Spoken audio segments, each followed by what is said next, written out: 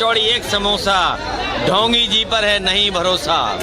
MOU तो कोई भी कर सकता है, हम मुन्ना समोसा वाले से एमओयू कर ले। मोदी जी जो 140 करोड़ लोगों के नुमाइंदे हैं, वो जाके एक क्रिमिनल के गले लगे। मोदी जी ने इस्राइल की यात्रा करके हिंदुस्तान के मुसलमानों का दिल तोड़ने की कोशिश की।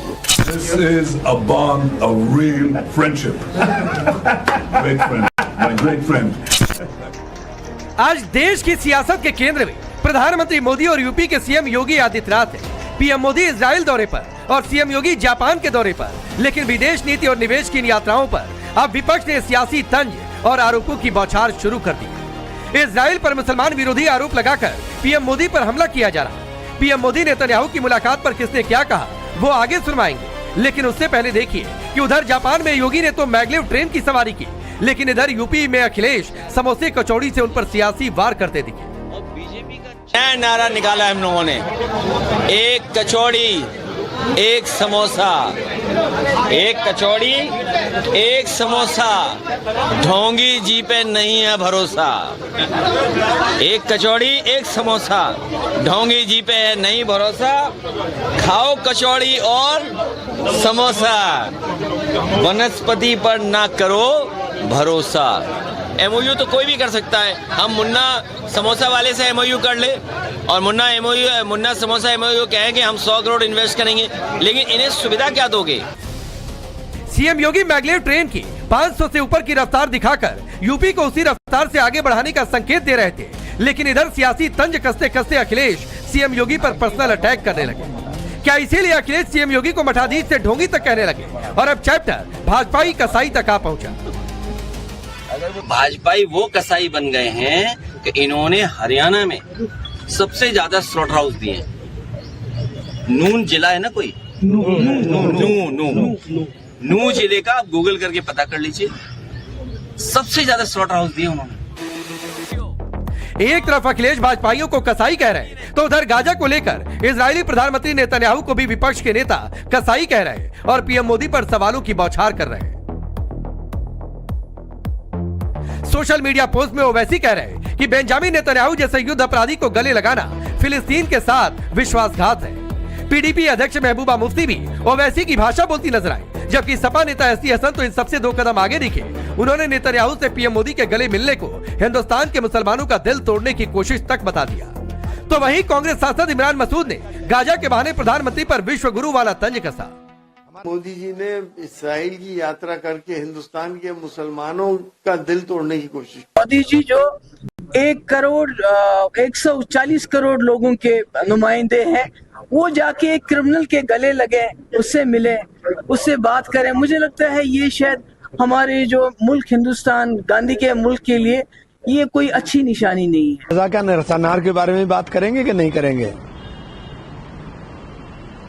पूरे विश्व के अंदर अगर आप शांति के दूत हैं और आप विश्व गुरु हैं, तो गाजा के मासूम बच्चों के नरसंहार के बारे में भी तो बात करने का साहस होना चाहिए आप में। विपक्ष के इन हमलों पर बीजेपी ने तीखा पलटवार किया। बीजेपी सांसद मनोज तिवारी ने कांग्रेस पर आतंकियों की हिमायत करने का आरोप लगाया, तो वहीं अनुराग ठाकुर ने पीएम मोदी को वैश्विक चुनौतियों का समाधान करने वाला लीडर बताया। वो हमास को सपोर्ट करते हैं। हमास आतंकी संगठन जिन्होंने इजराइल के बच्चों को अगवा किया, लोगों को अगवा किया, निर्दोषों को यातनाएं दी, ये कांग्रेस आतंकियों को समर्थन देती रही है। दुनिया में जो चुनौतियां हैं उसमें अगर कोई शांति और उसके आगे समाधान की बात करते हैं तो नरेंद्र मोदी हैं। नरेंद्र मोदी जी की और दुनिया एक विश्वास के साथ देखती है कि भारत के बढ़ते कदमों के साथ दुनिया भी जुड़ना चाहती है। तो सवाल है कि क्या गाजा के बहाने देश में चुनावी ध्रुवीकरण की सियासत हो रही? क्या विदेशी दौरों और निवेश समझौतों पर हमला असल में मोदी योगी विरोध की राजनीति है, या फिर यह पूरी लड़ाई विचारधारा बनाम सत्ता की? सवाल ये भी कि क्या यूपी में 27 की जंग अब विकास के दामों से हटकर कसाई, ढोंगी जैसे निजी हमलों पर आ गई है? सवाल बड़ा है, क्या विपक्ष का ये विरोध केवल मोदी योगी का विरोध है, या फिर इसके पीछे सत्ता वापसी की गहरी छटपटाहट? Bureau report, Times Now Bharat. तो चलिए आपने रिपोर्ट देखी, मैं आपका परिचय पहले आज के मेहमानों से करवाता हूं। एसएन सिंह भारतीय जनता पार्टी के नेता और प्रवक्ता हैं। शांतनु गुप्ता जी पॉलिटिकल एनालिस्ट हैं। आचार्य विक्रमादित्य जी धर्मगुरु स्टूडियो में मौजूद हैं। फखरुल हसन जी समाजवादी पार्टी के नेता और प्रवक्ता। चंद्रमोहन शर्मा जी कांग्रेस पार्टी के नेता और प्रोफेसर अखिल स्वामी जी हैं, पॉलिटिकल एनालिस्ट, स्टूडियो में मौजूद हैं। मैं फखरुल जी आपसे शुरू करता हूं और वो जरा तस्वीर मैगले वाली रख दीजिएगा। अब ये देखिए सर, दो तस्वीर है। एक तस्वीर है कि सीएम योगी मैगलेव ट्रेन में सवार है, 500 किलोमीटर से ऊपर की स्पीड दिखा रहे हैं, और एक दूसरी है कि आप लोग शायरी कस रहे हैं, एक कचौड़ी एक समोसा।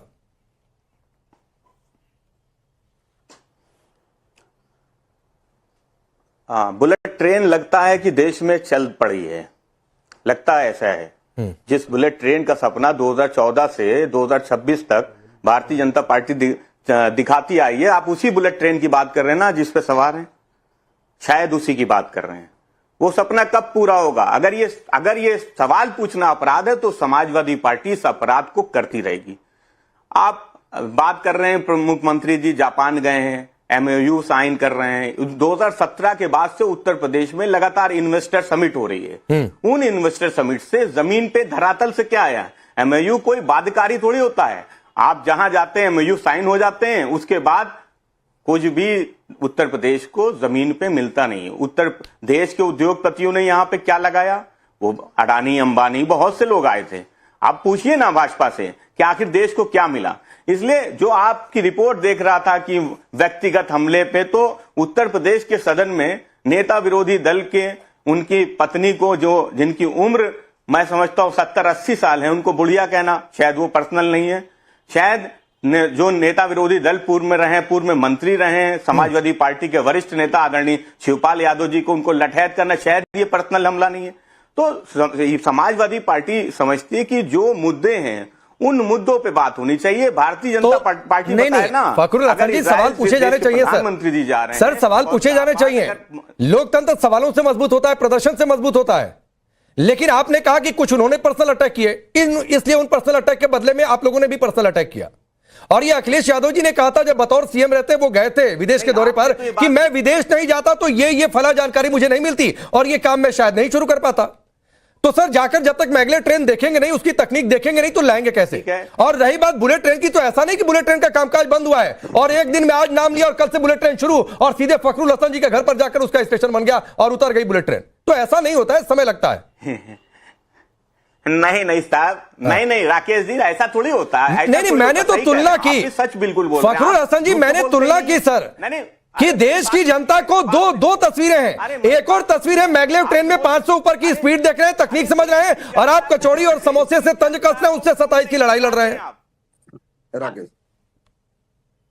अरे तो आप क्यों नहीं बताते कि बुलेट ट्रेन का सपना भाजपा ने दिखाया था? आपको दिक्कत है कि नहीं, 11 साल से मुझे कोई दिक्कत नहीं है। ये तो ठीक बात है कि बुलेट ट्रेन की बात बीजेपी नहीं की थी।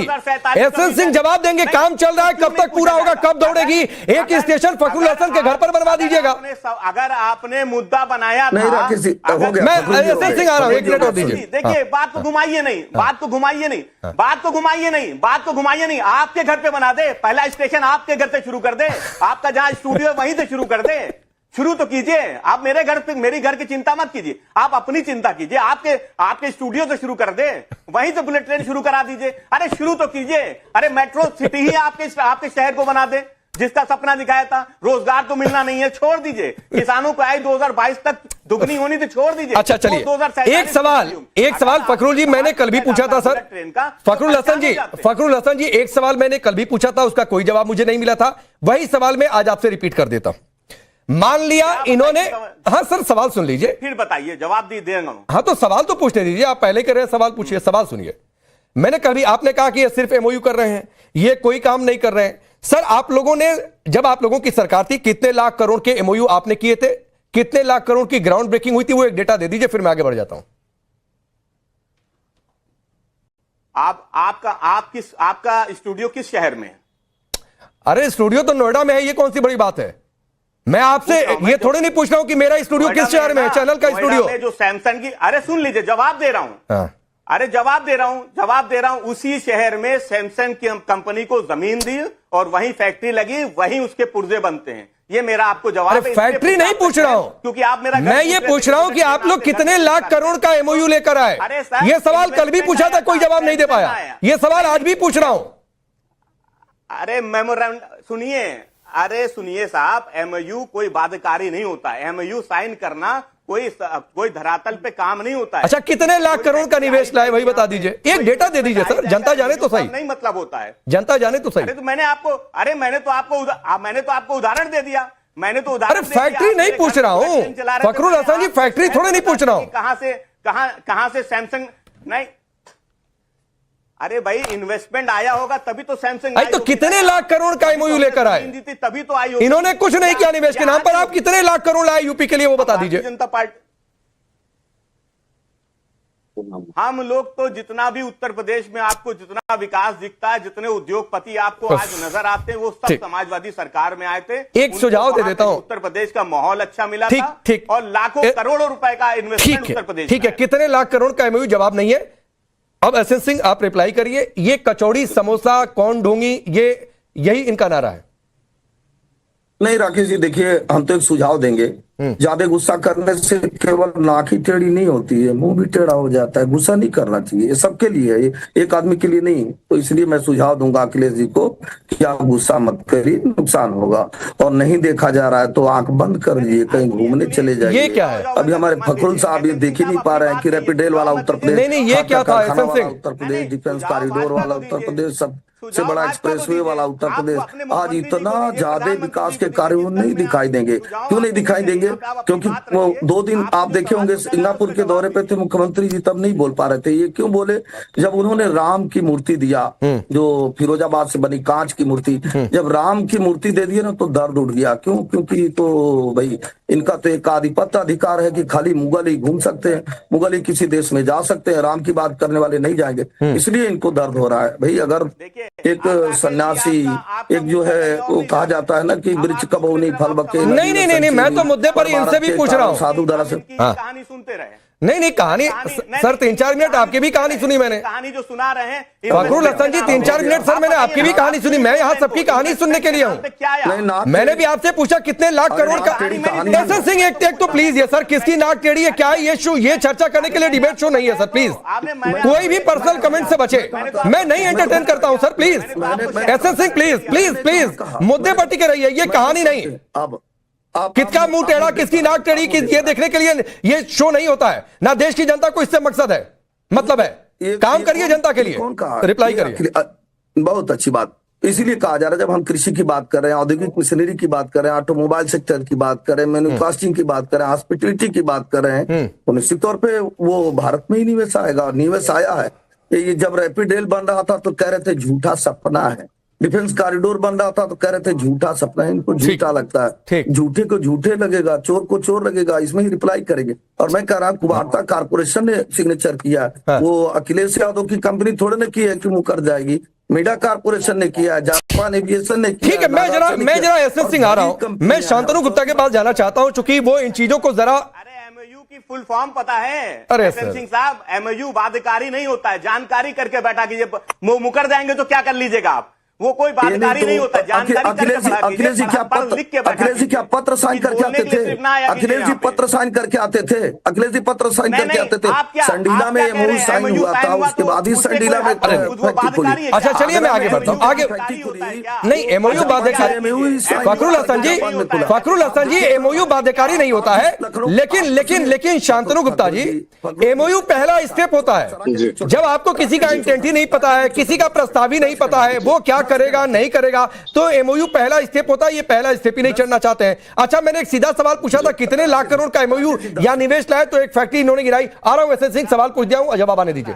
शांतनु गुप्ता जी बिल्कुल ठीक। उत्तर प्रदेश सरकार ने पिछले 9 साल में भारत में अलग अलग रोड शो करके, और पहले भी बहुत सारे मंत्री विदेश गए पिछली बार, और करीब 45 लाख करोड़ के एमओयू साइन करे। फखरुल जी ठीक कह रहे हैं, एमओयू बाइंडिंग नहीं होता है, लीगली बाइंडिंग नहीं होता, लेकिन आपने राकेश भाई ठीक है, पहला स्टेप तो वही होता है। सबसे पहले अपनी वो इच्छा जाहिर करता है कि भाई मुझे ये करना है, उसके मुझे इस तरह से जमीन चाहिए, इस तरह से बिजली चाहिए, इस तरह से एसओपी, इस तरह से सॉप चाहिए, इस तरह से जीएसटी चाहिए।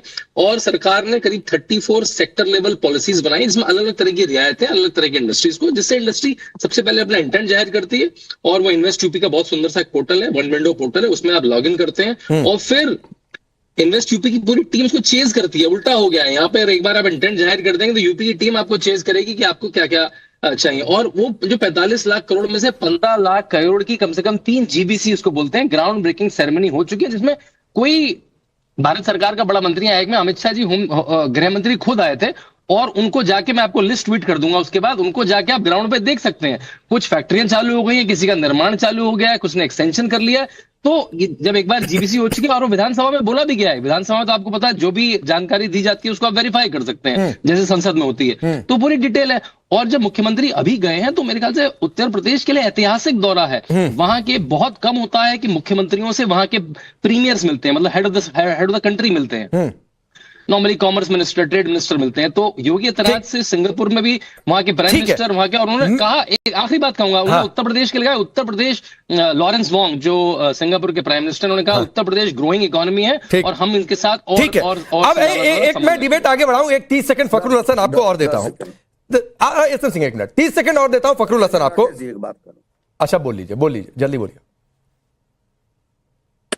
राकेश जी से जरूर पूछिएगा कि MOU साइन हुआ था तभी संडीला में फैक्ट्री लगी बबलिस की, MOU साइन हुआ था तभी बाराबंकी में फैक्ट्री लगी, आगरा में जूते की फैक्ट्री लगी, नोएडा में सैमसंग की फैक्ट्री लगी, सब MOU साइन पे होता है। सैमसंग को वो लेकर आए, वो कह रहे हैं सैमसंग कहां से आपने नोएडा की बात कर रहे थे, ठीक है, अरे सैमसंग वो कह रहे हैं उनके खाते का की बात कर रहे थे, ठीक है, वहां जानते हैं जो नोएडा की बात कर रहे थे, उसी नोएडा में मुलायम सिंह जी टार्च बार के क्या देख रहे थे, कौन सा MOU साइन कर रहे थे? अच्छा ठीक है, चलिए ठीक है। फखरुल हसन जी, एक तो 15 लाख करोड़ की ग्राउंड ब्रेकिंग सेरेमनी की बात शांतनु गुप्ता ने की। अब मैं आपसे अगला सवाल कर रहा हूं सर, सवाल पूरा हो जाने दीजिए। अब CM योगी, जिन्हें आजकल आप लोग दूसरे नाम से बुला रहे हैं, वो अपने साथ कितने प्लेट, कितने कटोरी, कितने चम्मच लेकर गए, ये गिनने की बजाय वो 15 लाख करोड़ ही गिन लिए होते। सर आप दिक्कत ये है कि हम आपके चैनल की तरह नहीं सोचते ना, हम तो, हमारी तो विपक्ष की भूमिका है, आपकी भूमिका सत्ता के साथ खड़े हैं, तो आपको दूसरे तरीके सोचते हैं, दूसरे तरीके बोलते हैं। नहीं फखरुल भाई, ये आपकी सोच की दिक्कत है, उत्तर प्रदेश की जनता, ये आपके सोच की दिक्कत है कि मैं सत्ता के साथ खड़ा हूं। वरना एसएन सिंह जब बोल रहे थे सैमसंग गिनाए तो मैंने टोका कि सैमसंग उनके खाते का है। वो अभी थोड़ी देर पहले दावा कर दिया फखरुल हसन, वो नहीं सुनाई दिया क्योंकि कान में रुई थी, क्योंकि तब आपको जब मीठा बस अपना लेना है। अभी नहीं निकाल, मैं रुई नहीं, अच्छी बात है, आना भी नहीं चाहिए लगा के। जवाब दीजिए। संडीला में जिन, सुन तो लीजिए, संडीला में फैक्ट्री, आगरा में फैक्ट्री, ये सब फैक्ट्रियां पहले से चल रही थी। कोई छोटा मोटा इन्वेस्टमेंट अगर उत्तर प्रदेश में आया होगा तो उस देखें, समाजवादी पार्टी समझती जो दावे हैं भाजपा के, जो लंबे चौड़े दावे करते हैं, वो दावे धरातल पर नहीं आए। अभी एसएन सिंह साहब भी गिना रहे थे, तो बड़ा मुश्किल से पढ़ लिख के उनको जितना उनकी पार्टी से मिल गया होगा उतना बोल पाए, 3 4 5 बेचारे बोल पाए। शांतनु जी बोल रहे थे तो वो कह रहे थे, आपने भी कहा कि एक स्टेप आगे। अरे भाई मैं तो 2017 से इंतजार कर रहा हूँ कि दूसरा स्टेप चढ़े। अच्छा ठीक, अब मैं आगे बढ़ रहा हूँ बाकी मेहमानों के बाद। फखरुल हसन जी, एक आपको टास्क देकर सर, एक आपको टास्क देकर रिक्वेस्ट करके, जो जैसे आप इसे समझ लें कि सर जब ये शो खत्म होगा तो आखिरी के 30 सेकंड आपको दूंगा और उसमें सिर्फ डेटा की बात करिएगा। इतने लाख करोड़ का MOU हमने किया था, इतने लाख करोड़ निवेश लेकर आए, इतनी ग्राउंड ब्रेकिंग हमने की थी, यूपी देश की जनता जाने कि आप लोगों ने कितना लिए, ये डेटा दीजिएगा आखिरी के 30 सेकंड 1 मिनट में आपको दूंगा, ये कमेंट कर रहा हूं सर। डेटा तब तक मंगा लीजिए अगर ना हो तो, कल भी नहीं सर, आखिर में तो सुनिए, आखिर में आपको मैं सुन तो लीजिए, अरे मेरी बात सुन लीजिए, मैं आपको 5 मिनट देता हूं, आखिरी में आप बोलिएगा, आप बता दीजिएगा कि उत्तर प्रदेश में जमीन पे क्या आया, ये जितनी भी इन्वेस्टमेंट। भाई मेरा काम सवाल पूछने का है, मैं तो आपसे सवाल पूछकर देश की जनता को सच बताना चाहता हूं कि आप लोगों ने इतना काम किया, इतने लाख करोड़ लाए, आप नहीं बता पा रहे हैं, आप दिक्कत क्या। चलिए मैं आगे बढ़ता हूं सर। अब अखिल स्वामी जी, फिर मैं आचार्य जी आपके पास आऊं। 1 मिनट सर प्लीज, बाकी मेहमानों के पास चला जाऊं, ठीक है। अब अखिलेश स्वामी जी, आप तो प्रोफेसर हैं, कौन सी तस्वीर आपको अच्छी लग रही है, मैगले ट्रेन 500 ऊपर वाली या समोसे कचौड़ी, इसकी बात को क्या आपको अच्छा लग रहा है? देखिए मुझे बड़ा अच्छा लग रहा था शांतनु जी को सुन के, जब MOU की बात हो रही थी, ग्राउंड ब्रेकिंग सेरेमनी की बात हो रही थी। आपको पता है यूपी के अंदर 7 हवाई अड्डे बने थे, अब बड़ा प्रचार हुआ था, 7 हवाई अड्डे बन गए। आज 7 में से 6 हवाई अड्डे बंद हैं, एक भी हवाई जहाज नहीं जा रहा, एक भी पैसेंजर नहीं जा रहा। यह है MOU की और ग्राउंड ब्रेकिंग सेरेमनी की स्थिति। देखिए वास्तविकता यह है जो अखिलेश यादव ने कहा, एक कचौड़ी एक समोसा ढोंगी पर न है, हमें नहीं भरोसा। अरे आप किसको ढोंगी मान रहे हैं? आप किसको मान रहे हैं? आप किसको तो अखिलेश जी बताएंगे, लेकिन आप ढोंगी बताइए ना। आप क्यों मान रहे हैं? आपने शायरी को दोबारा पढ़ दिया, आप बताइए। अरे आप ढोंगी किसको मान नहीं होते, बताइए कौन ढोंगी है? किसको मान रहे हैं? आपको कौन ढोंगी है? कौन ढोंगी है? भाई मैं तो उसे ढोंगी मान रहा हूं। नहीं आचार्य जी, मैं तो उस हर आदमी को ढोंगी मान रहा हूं और पाखंडी मान रहा हूं जो मेरे भगवान शंकराचार्य के खिलाफ खड़ा है। हम सनातनी भगवान शंकराचार्य का अपमान नहीं सहेंगे। हर वो आदमी ढोंगी है जो शंकराचार्य के खिलाफ है। ठीक, अभी कौन है आपकी नजर में? भगवान शंकराचार्य ना, हर आदमी। अरे नाम लीजिए ना अखिल स्वामी। आप अगर शंकराचार्य के साथ हैं, क्यों डर आप रहे? सज्जन हैं, क्यों डर सनातनी रहे? हैं। क्यों डर अगर रहे? नहीं मैं है सत्य के साथ हूं, तो हर वो सत्य जिसके साथ मैं उसके शंकराचार्य के साथ। आप बताइए ना किसको ढोंगे? है कौन आपका आप वो शंकराचार्य आदमी है कौन? वो नहीं है। अरे आप बताइए ना वो शंकराचार्य आदमी नहीं है जो wife is a wonderful instrument for enjoyment कहता है। बताइए स्वामी जी, उस ढोंगी आदमी। स्वामी जी बताइए तो ढोंगी तो आपने कह दिया, शंकराचार्य है कौन ये भी तो बता दो। मेरे लिए, आप आपके लिए नहीं, संसार के लिए शंकर, वास्तविक पूरे सनातन धर्म के लिए अभी मुक्तेश्वरानंद जी महाराज, अभी मुक्तेश्वरानंद जी महाराज, अभी मुक्तेश्वर स्वामी स्वरूपानंद, सर्वोच्च न्यायालय वो खुद नहीं थे। स्वामी स्वरूपानंद जी की धरोहर, उनको प्रश्न चिन्ह लगा दिया गया। आदिगुरु शंकराचार्य की धरोहर, संविधान के अनुसार चलेंगे, आचार्य जी सनातन विरोध मत कीजिए। सनातन विरोध नहीं कर रहा हूं, सनातन विरोध करेंगे, सनातन आपको भस्म कर सनातन देगा। कहता है जो राम का नहीं, वो किसी का अरे प्रोफेसर साहब, आचार्य आप राम का विरोध कर रहे हैं, आप राम का विरोध कर रहे हैं, अरे आचार्य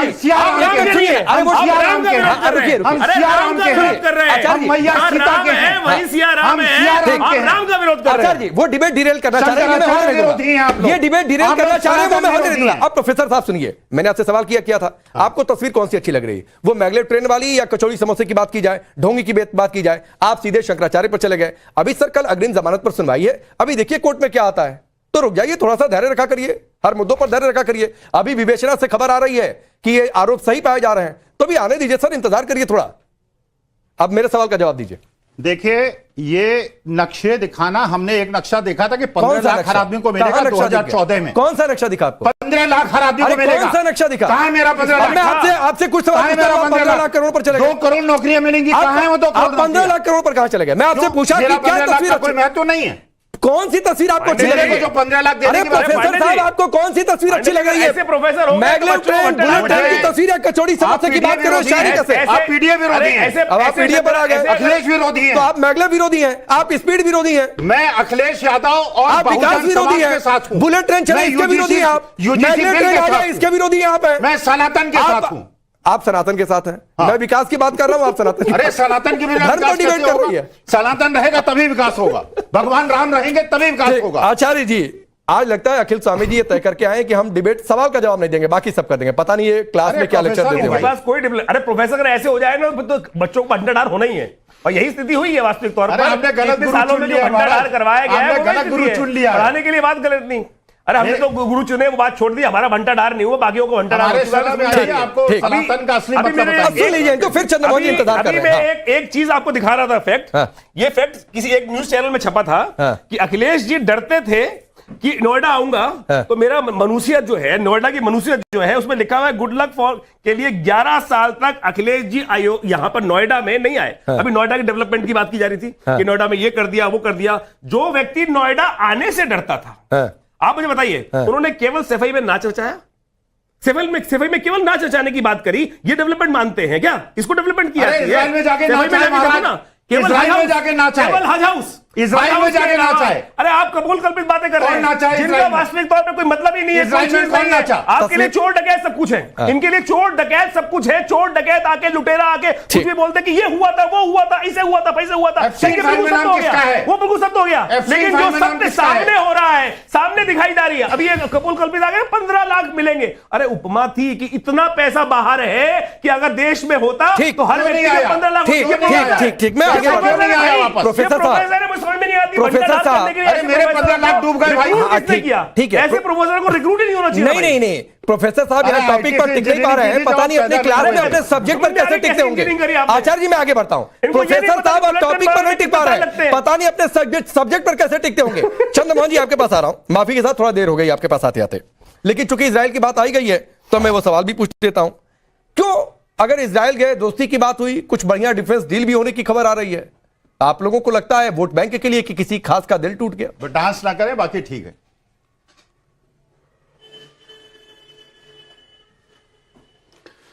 देखिए, हमें क्या लगता है और क्या नहीं लगता राकेश पांडे जी, अब ये तो सरकार के अंदर मतलब ही नहीं रहा, क्योंकि उत्तर प्रदेश के मुख्यमंत्री जापान चले जाते हैं लेकिन काशी को क्योंटो बनते हुए नहीं देख पाते, और जब काशी के अंदर प्रधानमंत्री जाते हैं तो मंदिर और मस्जिद को टाटो और तिरपालों से ढक दिया जाता है। रेलवे स्टेशन के पास की पड़ी हुई जमीन के ऊपर हरे पट्टे लगा के उसको ढक दिया जाता है कि मैं अभी दर्शन करके आया, देख के आए, अभी टाट में आपने रखा हुआ था भगवान राम को, टाट में आप लोगों ने रखा हुआ था कि बिल्कुल टाट में रहेंगे। आप जैसे आप लोगों ने स्थिति बचा रखी थी, एक वस्त्र बदलने के लिए इतनी स्थिति बचनी पड़ती थी, याद है? डीएम को लेटर 6-6 महीने तक टपकती रहती थी टाट से। आप अपनी बात कर रहे हैं ना, आप लोगों ने टाट में रखा था राम को, आप लोगों ने इस देश में स्थिति ऐसी मचाई, आप लोग क्या बात कर रहे हैं भाई? टाट की बात मैं फेंक दे रहा हूँ, यहाँ बैठा हुआ कोई आदमी बोल दे राम मंदिर में रामलला टाट में रहे, किसकी वजह से? आप लोगों ने परमिशन नहीं दी, आपके डीएम थे कि नहीं भाई साहब नहीं मिल सकती है मुस्लिम दृष्टि का टोपी लगाने की। आचार्य जी एक मिनट सोच लीजिए, एक मिनट आचार्य जी एक मिनट कितना मत पूछा करो, नहीं तुम तो यहाँ देश को बर्बाद कर रहे हैं। आचार्य एक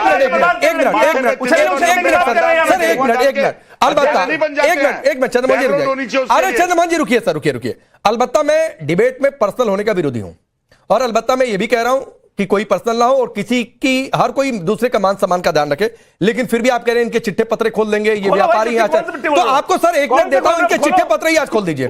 खोलो आचार्य विक्रमादित्य के अगले 1 मिनट आप चिट्ठे पत्र ही खोल दीजिए। खोलो, कौन से चिट्ठे खोल रहे बताओ, कौन सा चिट्ठा खोल रहे भाई साहब?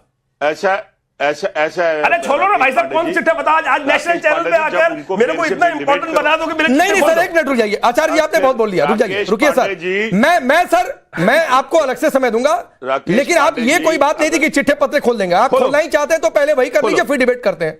आप यही चाहते हैं तो अरे राकेश पांडे जी, अभी इसके बाद आधे घंटे की डिबेट रख लेना इसके साथ। अभी बोलो ना भाई साहब, एक पॉइंट बोल दो, एक पॉइंट बोल दो राकेश जी। अरे भाई साहब एक पॉइंट बोल दे। अगर इसको सभ्यता ना आती हो तो सिखा के भेजो वहां से। अरे तू तड़ाक तो करना मत भाई साहब, तू तड़ाक मत करना, आपकी सभ्यता यही है। अगर आप जिस पार्टी के हो यही आपकी समझ में है, यही आपको सिखाया जाता है कि जब देश के अंदर सम्मान की बात चल रही है कपड़े उतार खड़े हो जाओ, नंगे खड़े हो जाओ। आपकी सभ्यता यही है ना कि देश पूरा विश्व देखने आया हुआ था। एक मिनट आचार्य जी प्लीज आचार्य जी आप दोनों लोग शांत होंगे, आप दोनों लोग शांत होंगे। 1 मिनट आप दोनों लोग शांत होंगे, दोनों लोग। चंद्रमोहन जी सुनिए सर, सुनिए, मैंने इसलिए ये बात कही थी, अब सुनिए सर प्लीज, मैंने इसलिए ये बात कही थी कि पर्सनल नहीं हुआ जाता है, चिट्ठा पत्रा किसी का खोल देंगे ये करने के लिए डिबेट में नहीं बुलाया जाता है। आपको लगा कि आचार्य विक्रमादित्य ने आपकी बारी में बोला, टोका, आप बोलते, मैं उनको रोकता, आपको समय देता, इसलिए मैंने ये बात कही। आपको नहीं जाना चाहिए था पर्सनल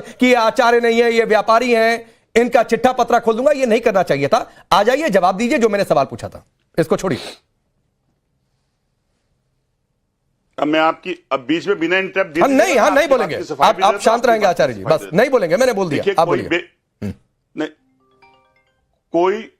कोई बंदा अपने आप को, कोई व्यक्ति अपने आप को सनातन का प्रहरी बने तो उसको सुनना भी पड़ेगा। अगर वो सनातन के लिए किसी भी व्यक्ति के ऊपर विरोध करेगा, मेरा विरोध आचार्य विक्रमादित्य से नहीं है, आचार्य विक्रमादित्य के उस पहनावे से जो वो पहनावा पहनकर माथे पर तिलक लगाकर भाषण देने जाते हैं। पहली बात, इस पहनावे नहीं, एक सेकंड की फितरत मैं बोलूंगा सर, आचार्य आप, मैं बोलूंगा सर, इनके पहनावे में क्या बुराई है? बीच में अगर मैं सुन रहा हूं तो बीच में आप मेरी बात सुन के बोलिए। नहीं सर, तो फिर वही बात है, मैंने कहा था मुद्दे की बात आपने नहीं 1 minute sir, Chandramohan ji please sir, मुद्दे पर ही रहूंगा सर, मैं मुद्दे पर ही रहूंगा चंद्रमोहन जी सर, मैं मुद्दे पर ही रहूंगा। मैंने कहा था कि पर्सनल होना छोड़ दीजिए, मुद्दे पर आ जाइए। जो आपसे सवाल पूछा था आप इनके पहनावे पर चले गए। कोई आप लोग कहते हैं, सुनिए सर, आप लोग कहते हैं ना कि प्रधानमंत्री मोदी बीजेपी का ये नेता पहनावे से पहचाने जाते हैं, ये तंज कसते हैं, आप इनके पहनावे पर टिप्पणी कर रहे हैं, ये सही है? मेरी धोती में दिक्कत है आपको? मेरी धोती में दिक्कत है, मेरे आचार्य तो ये नहीं करना था आपको। आचार्य विक्रमादित्य के पहनावे से कोई दिक्कत नहीं होनी चाहिए थी। आप सवाल पर आइए, फिर मैं कह रहा हूं सवाल पर आइए। बिल्कुल, देखिए मैं सवाल पे आ जाता हूं। बिल्कुल, जिस विषय के ऊपर मैं चल रहा था, मैंने बोला था कि अगर काशी को क्वांटो नहीं बना पाए और काशी के अंदर अगर प्रधानमंत्री जाए और मंदिर और मस्जिद को तिरपालों से ढक दिया जाए और उसके बाद असम के कंधार जिले के अंदर पूर्व प्रधानमंत्री नेहरू जी की मूर्ति को गिरा दिया जाए, तो क्या वो आचरण जापान में जाकर जापान को बताकर के हिंदुस्तान में लाने की तैयारी कर रहे हैं सीएम मुख्यमंत्री उत्तर प्रदेश के। तो कौन सी सभ्यता के लिए आप हिंदुस्तान से जापान चले गए? और जिस जापान की सभ्यता को अगर आप हिंदुस्तान के मोहरे के ऊपर एएमयू को लाना चाह रहे हो, तो आज तक के कितने एएमयू आए और कितने धरातल पर चितार्थ हुए, उसकी डिटेल देने में क्या परहेज है, क्या गुरेज है? अगर उसके लिए आप कुछ करके ला रहे हैं, उस लाने की इच्छा के अंदर अगर आपके पास कोई एएमयू से कोई धरातल के ऊपर प्रैक्टिकल हुआ, तो फिर उत्तर प्रदेश के अंदर बेरोजगारी क्यों है? उत्तर प्रदेश के अंदर आज भी शिक्षक अपने विद्यालय में जाने के लिए बाधित क्यों हैं? उत्तर प्रदेश के अंदर आज भी। अब एक बात बताइए एसएस सिंह, एक सेकंड, शांतनु जी आपके पास भी आ रहा हूं। अब सुनिए सर, सुनिए चंद्रमोहन जी सुनिए, आपके हिसाब से जापान जाना गलत था, ठीक? आपके हिसाब से जापान जाना गलत था, तो मुझे सिर्फ ये बता दीजिए कि डॉक्टर मनमोहन सिंह भारत के प्रधानमंत्री रहते हुए जापान गए थे। मेरे हिसाब से शायद दिसंबर 2006, अक्टूबर 2008, कुछ और भी आंकड़े हैं, तो फिर उनका भी जापान जाना गलत हो गया था। नहीं, हमारे कहने से जापान जाना गलत नहीं है। आप ही कह रहे थे जापान क्या करने चले गए? और देश की जनता को तो 1947 में देश आजाद हुआ, मैं दे तो रहा हूं जवाब, 1947 में देश आजाद हुआ था। लेकिन भाजपा और भाजपा के चुने हुए सांसद का तो देश 2014 में आजाद हुआ है, तो उनको उनमें फर्क है, हमारे में। अब आप जापान जाने पर तनिका सा एक फैक्ट मैंने आपके सामने रखा, तो आप आजादी की बात करने लगे। वो कोई बहुत बड़ी बात सर पहले तय कर लीजिए ना, आप आज आप मुद्दे से सबसे ज्यादा डिरेल लग रहे हैं। प्रश्नों के ऊपर आज आप चंद्रमोहन जी सबसे ज्यादा डिरेल लग रहे हैं। कभी इनका पहनावा देख रहे हैं, कभी आप इनका चिट्ठा पत्रा खोलने की बात कर रहे हैं, कभी आप जापान जाने को गलत बता रहे हैं। राकेश जी, प्रॉब्लम क्या है कि आप सत्ता पक्ष के बैठ के पैरवी करते हैं, फिर वकालत करते हैं। जिस दिन आप वकालत ना करें तो अब आप मुझ पर टैगिंग करेंगे। ये एक बचा रह गया था, ना करें ना। नहीं, ये एक कोरम बचा रह गया था आज के दिन में कि आप मुझ पर टैगिंग कर दें। मैंने आप पे ये एक बचा रह गया था, वो आपने पूरा कर दिया। चलिए मैं आगे बढ़ जाता हूं, क्योंकि मुझे पता है इसके बाद कोई जवाब नहीं है। टैगिंग आप लोगों का आखिरी हथियार होता है कि एंकर पर टैगिंग कर दो, ये आखिरी अस्त्र है, चला दिया, ब्रह्मास्त्र है। एसएस सिंह बोलिए, फिर मैं शांतनु गुप्ता आ रहा हूं। राकेश जी, मुझे लग रहा है कि भूल गए हमारे मित्र जो कांग्रेस के, कि मंदिरों को ढकने का कार्य कौन किया था? जवाहरलाल नेहरू जिनके पार्टी के नेता हैं, मुझे लगता है कि जवाहरलाल नेहरू को अलग नहीं किया। जब एक विदेशी शासक आया था तो उस समय मंदिरों को ढकने का कार्य किया गया था। एक बात, दूसरी समाजवादी पार्टी बार बार ये कह रही थी तो मैं किधर से शुरू करूं, बनारस से शुरू करूं या मेरठ से शुरू करूं? भाई मेरठ में जो फैक्ट्री डिफेंस नोट डाला गया, झांसी में डिफेंस नोट डाला गया, आगरा में जूते की फैक्ट्री खोली गई, अभी सैंडीला में मैं बबलिस का बताने का कार्य किया गया, नोएडा में मैं बताया आपको कि सबसे बड़ा इंटरनेशनल एयरपोर्ट बनाने का कार्य किया, सब कुछ किया गया।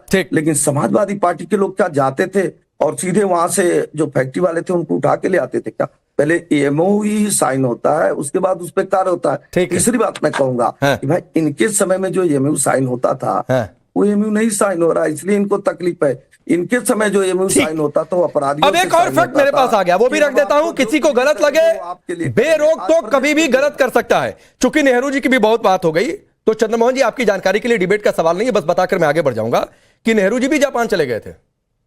और जापान कब गए थे? 1957 में अक्टूबर में 9-10 दिनों की यात्रा थी, हिरोशिमा भी गए थे, और 1949 में जापान को एक बड़ा सा हाथी भी गिफ्ट में उन्होंने दिया था। तो सर फिर जापान जाना गलत नहीं होता है? इस शांतनु गुप्ता आप कुछ कह रहे थे। देखिए, मैं 2-3 बातें कहूंगा कि उत्तर प्रदेश जो ease of doing business ranking में, मतलब कितना बिजनेस करना आसान होता है, उसमें 13वीं 14वीं रैंकिंग हुआ करता था। अब वो अलग अलग साल में 2री या 3री रैंकिंग हुआ करता है। चाहे आप जीएसडीपी का साइज देख लीजिए, चाहे बजट का साइज देख लीजिए, चाहे आप अनएम्प्लॉयमेंट का रेट जो 19-20 हुआ करता था अखिलेश यादव की समय, 2 या 3% आ चुका है। देखिए, ये आप गवर्नमेंट जॉब्स तो एक कैपेसिटी से ज्यादा नहीं दे सकते, 2 से 3% गवर्नमेंट जॉब्स होती है। लेकिन अगर आपको स्टेट को प्रॉस्पर्स करना है, युवाओं को नौकरियां देनी है, तो आपको डेटा सेंटर लाने पड़ेंगे। पहले हमारे उत्तर प्रदेश की पहचान थी कि नोएडा है तो किडनैपिंग होगी, बुंदेलखंड है तो सैंड माफिया होगा, इलाहाबाद प्रयागराज है तो चीटिंग माफिया होगा, 1 डिस्ट्रिक्ट 1 माफिया। अब क्या हो गया? 1 डिस्ट्रिक्ट 1 प्रोडक्ट। अब नोएडा है, गौतम बुद्ध नगर है तो वहां के कपड़े, अगर हाथरस है तो वहां की हींग, भदोही है तो वहां के कारपेट, सबको एक्सपोर्ट प्रमोशन मिलता है, सबको ट्रेडिंग मिलती है, सबको क्रेडिट रेशो मिलता है। और आप किसी भी बड़ी प्रदर्शनी में दिल्ली में आके देख लीजिए, आपको यूपी के स्टॉल पे स्टॉल दिखते हैं। तो चाहे वो ग्रास रूट इकोनॉमी हो, वन डिस्ट्रिक्ट वन प्रोडक्ट के द्वारा, अब वन डिस्ट्रिक्ट वन कुजीन आ चुका है, एक व्यंजन, और चाहे इस तरह की जो बड़ी इन्वेस्टमेंट वाली हो, योगी इतना थी पहली बार किसी स्टेट ने टारगेट लिया। पहली बार ने कहा कि अगर नरेंद्र मोदी 5 ट्रिलियन का टारगेट ले रहे हैं तो मैं अगर 17% कंट्रीब्यूट करता हूं पॉपुलेशन में तो मैं 1 ट्रिलियन का टारगेट लूंगा। ठीक बात है, ठीक बात है। ये बिल्कुल फ्रंट फुट में जाके खेल रहे हैं। ठीक बात है, ठीक बात है। अखिल स्वामी, आ रहा हूं फकरोली।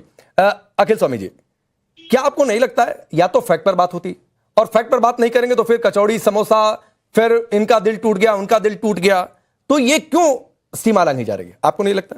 देखिए राकेश जी, बड़ा अच्छा लग रहा है आप एमओयू की बात कर रहे हैं, शांतनु जी एमओयू की बात कर रहे हैं। मेरा एक प्रश्न का जवाब आप या शांतनु जी दे दें। अच्छा, अनिल अंबानी एप्स्टीन से मिलकर किस किस एमओयू उन्होंने साइन किए हैं और किसके लिए स्वीडिश गर्ल का इंतजाम कर रहे थे? हरदीप पुरी किस चीज के लिए एप्स्टीन से मिले थे? कौन-कौन से एमओयू साइन हुए? आप भी आज चंद्रमोहन शर्मा जी वाली लीग में है कि सवाल पर नहीं टिके रहना, बाकी पूरी दुनिया घूम लेंगे, जलेबी बना लेंगे। खैर, शांतनु गुप्ता इशारा कर रहे हैं, 20 सेकंड। छोटी सी बात बता दूं, तर्कशास्त्र में एक बेसिक होता है कि अगर आप मुद्दे से हटे, मतलब वॉट अबाउटरी कहते हैं कि ये नहीं तो ये नहीं तो, मतलब आपके तर्क में आपने सनातन का अपमान कर रहे हैं, आप लोग इजराइल में जाके नाच रहे हैं, आपके मंत्री जो है वो एप्स्टीन फाइल में आ रहे हैं। ये गोल पोस्ट चेंज करते रहेंगे, ये गोल पोस्ट चेंज करते रहेंगे। आचार्य जी, आप मेरे सनातन का अपमान कर रहे हैं। शांतनु गुप्ता ने एकदम सही बात कही, या फिर सवाल से भागो, इधर उधर पूरी दुनिया घूम लो। लोग हैं कि जो लगाते हैं एलिगेशन और उसके भाग जाते हैं, उसके बाद कहां से? अरे एप्स्टीन फाइल में अनिल अंबानी का नाम है। आज पूरी डिबेट रफेल का आपने एसोसिएट बनाया। चलिए, समय कम है, आखिरी 30 सेकंड, एक मिनट, समय नहीं है, आखिरी, अरे प्लीज आखिरी 30 सेकंड सिर्फ फखरुल हसन जी वो डेटा बता दीजिए। फखरुल हसन जी आखिरी 30 सेकंड आपको समर्पित डेटा बता दीजिए, बस सबकी आवाज डाउन है। नहीं, प्लीज आखिरी 30 सेकंड नहीं है। फखरुल हसन जी बोलिए। चलिए, अच्छा, कम से कम उनसे भी पूछ लिया होता, हमसे पूछ लिया, हम तो जवाब दे देंगे कि समाजवादी पार्टी की सरकार में जो एमओयू साइन हुए थे लगभग 75,000 करोड़ रुपए के साइन हुए थे। और आपने फैक्ट्रियों का तो डेटा सुनिए, प्लीज वो डेटा बता रहे हैं, सुनिए प्लीज, बीच में नहीं। Private limited Noida, Reliance cement company private limited, Indo Gulf fertilizer Jagdishpur में, Gujarat cooperative milk marketing federation. लिख लिए, ठीक है। अरे आप क्यों टूक रहे हैं? अभी तो ठीक है, चलिए, समय इतना ही है। कम से कम फखरुल हसन जी ने कुछ डेटा बताया। अब देश की जनता तय करेगी कौन बेहतर है, यूपी की जनता तय करेगी। For more of such videos, do like, share and subscribe to ET Now Swadesh.